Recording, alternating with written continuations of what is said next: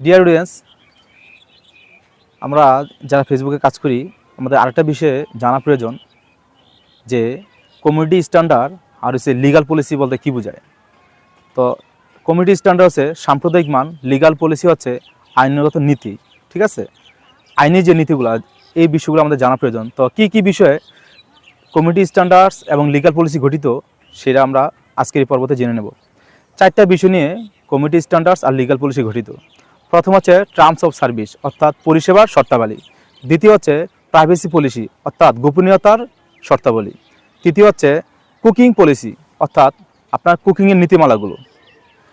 চতুর্থ হচ্ছে community standards অর্থাৎ সম্প্রদায়ের মান রক্ষা করার জন্য যে আইনের প্রণয়ন।